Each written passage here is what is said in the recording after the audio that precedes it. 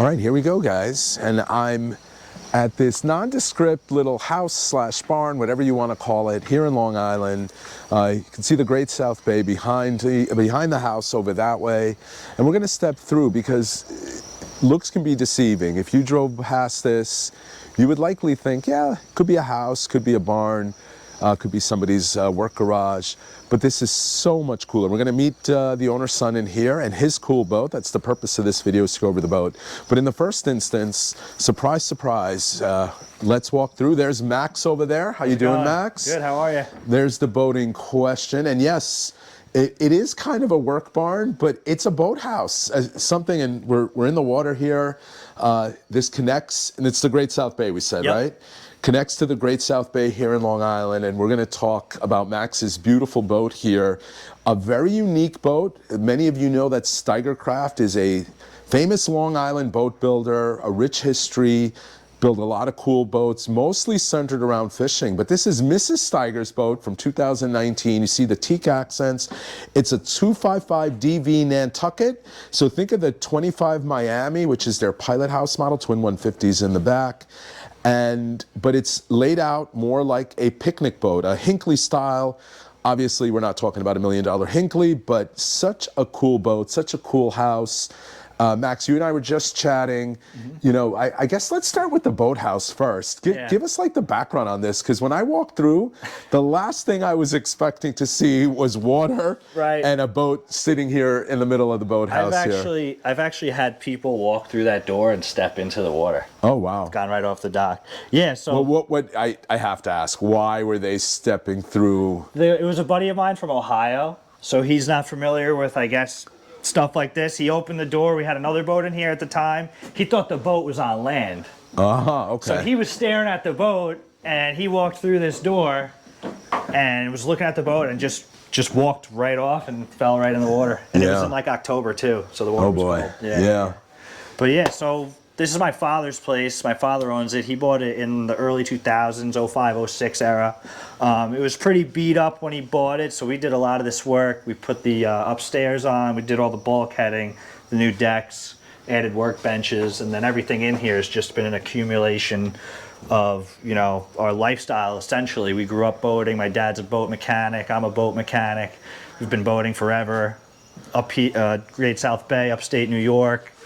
So yeah, and you were telling me about some of your, like that blue boat right there, that little race boat. Yep, I grew up racing the APBA, which is the American Power Boat Association. I started when I was 9 years old. I do it on and off still to this day. I'm getting older. I do have kids now, so I'm slowing down a little bit. But yeah, I grew up racing outboard hydroplanes, runabouts, and I also raced an inboard hydroplane in Canada for a year. Wow. With the HRL, Hydroplane Racing Association. So yeah, we just got a bunch of cool stuff in here. Some engines laying on the ground. My dad restores antique engines from top to bottom. Really cool stuff. Yeah, let's take a look at a couple of these over here. I mean, my ignorance, I'm like, are these steam engines? They look so old, but no, these run on gasoline. Everything he does is gasoline stuff. These are really old. These are kind of just antiques, you know, for display and just history. And then he has a lot of stuff outside, mostly for parts. These aren't engines that he'll restore, but he'll keep these around just in case he needs any oddball stuff that you can't find anymore. So loaner engines for projects. These are from the 20s and 30s and 40s, these motors. You can't get parts for these things. Right. So if you find one, you get it, and you can grab stuff off it as you need. Yeah, really cool. This almost looks like a mini maritime museum with all the boating nostalgia in here. You know who wanted to come here, but it never came through, was American Pickers. Oh, that would have been cool. They contacted him about coming here a few years ago. So you know, my whole Boats by the Side of the Road series is based on, I thought, the first video I did all those years ago was based on, I used to love that show, and I'd be like, wouldn't it be cool if I just drove around and looked for used boats and it's cool. Kind of talked about them or gave my thoughts on them? So that's interesting. And you gave me a little bit of the background on this boat. So we know it was Mrs. Steiger's boat, Al Steiger's wife. Yep. And it's not laid out for fishing. Not at all. It has rod holders, but as far as I know, it's never had a fishing rod on it. Yeah, and sadly, you also told me something else. I'm not a big fisherman, so I hope your viewers don't beat me up too bad about that. No, it's a cool boat, and ultimately, right, there's two elements to my channel. Obviously, fishing is a critical part of it, but also the love of boating, the love of boats. And that's what my family is, so. Yeah, and it doesn't have to be a fishing boat to be a cool boat. Right. I always talk about, like, my dream boat is a 16 Donzi, a Donzi Okay, Sweet yeah, 16. yeah. I know the boat. Because it's a cool little racing Absolutely, boat. It's yep. they usually have big 350 Yep. Mercs on them, Merc inboards on them, and Yep. they're just for going fast Absolutely. and nothing else. Absolutely. So let's take a minute and go through the boat, Sure. and then we'll pause after that. But in the first instance, let's just go through it bow to stern. I do see you have a nice spotlight there, a Marine Coast spotlight and a windlass. Yep. Loomer windlass. They didn't really skip out on anything. It's got autopilot. It's got Simrad GPS. The only thing it doesn't have is a radar, which maybe in the future. And I also want to do a psionics.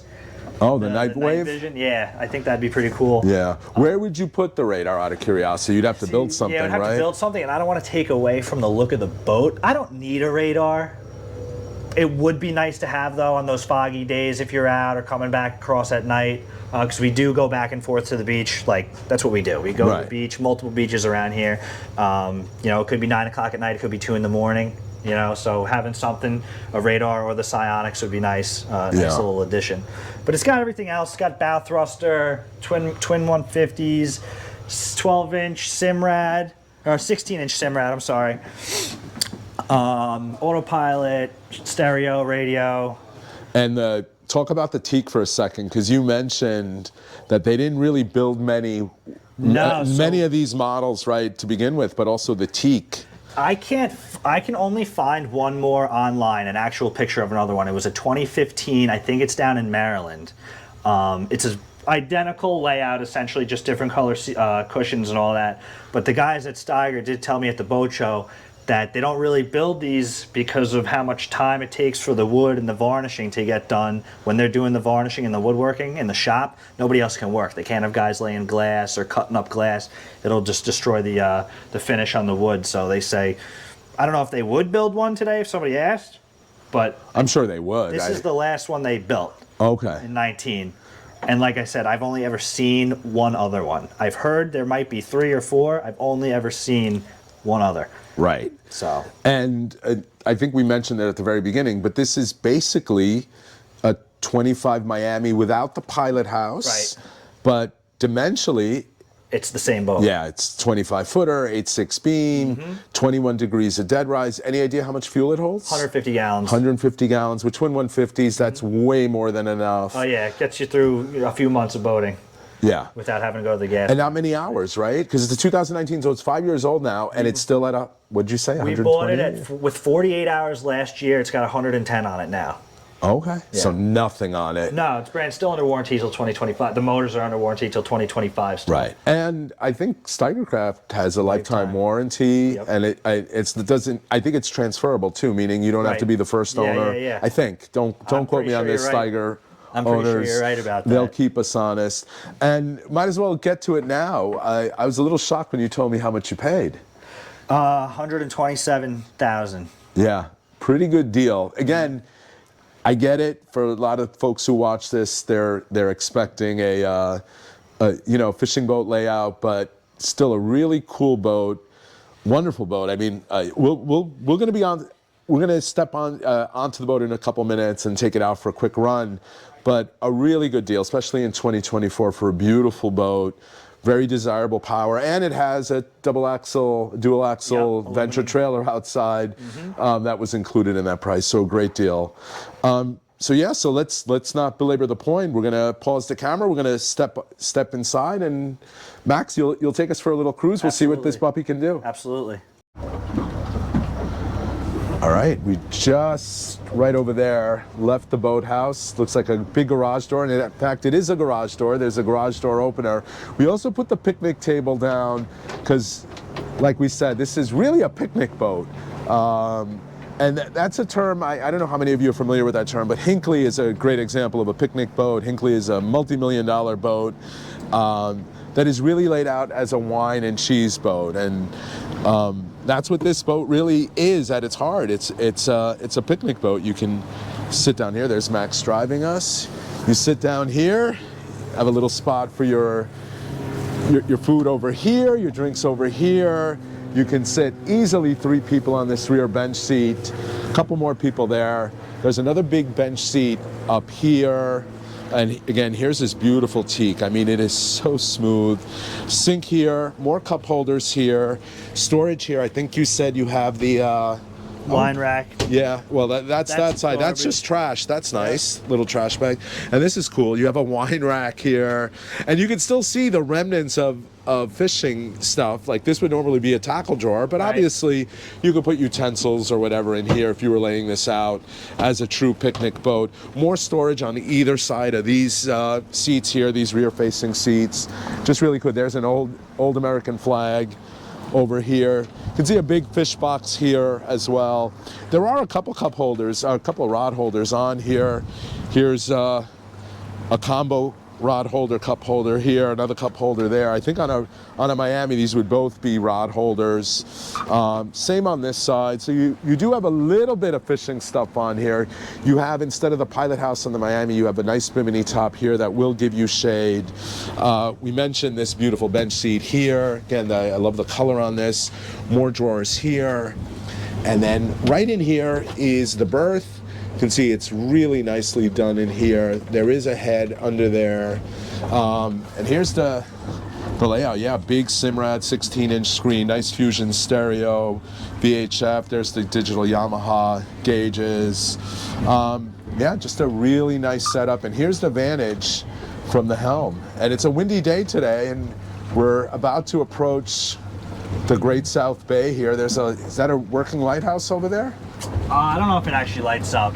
Okay. I've never seen it, but there are buoys out there, you know, indicating the channel. And once we clear this, are we in the Great South Bay? Yeah, this is this is the Great South Bay. And if you head a little bit east, you go into Bellport Bay, you go into the Smiths Point Bridge, you're in Mauritius Bay. Okay. And then we're not too far from Robert Moses. It's probably a good 25-30 minute ride west. And it's a choppy day. Wow. Yeah, I'm gonna cut into the cove here. Yeah. Hopefully, keep us out of the spray a little bit, you know. Yeah. It's always good though to go out on a day where you can, you know, put the boat slightly through its paces. Yeah, we'll definitely. see. We'll see what you got. Any idea, like normally, what you cruise at, what your fuel consumption is, all that good stuff? 1.9 at anywhere between 36 and 4,000 RPM. Best 6,000, I've seen 46, 47 mile an hour. That's not bad. No, it's not bad. It goes pretty good, especially because it is heavier than your typical Miami or Block Island. I'm not exactly sure. I think on the website it says they're 5,900. And when I talked to Al at the boat show last year, he said this one's more in the 7-8 range most likely. I'm not sure if that accounted for fuel and all that.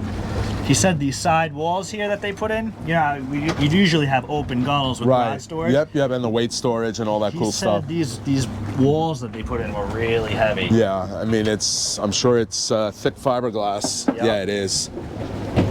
I mean, yeah. Yeah, so I'd understand why it'd be a little heavier than your typical layout. Plus all the extra seating. Yeah. Water tank. Maybe he's factoring in the wine bottles also. Yeah, maybe. Shouldn't be too bad over in the cove. No, it'll be good. Yeah. It'll be a quick run anyway. Yeah.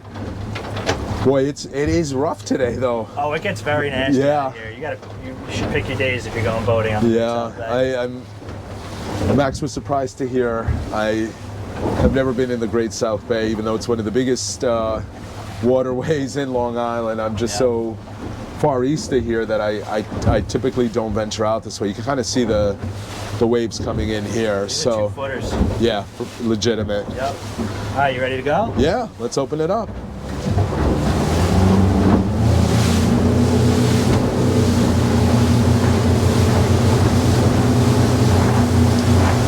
Tell you, it's pretty quiet. It's a nice riding boat. And we do a full enclosure too. Isinglass.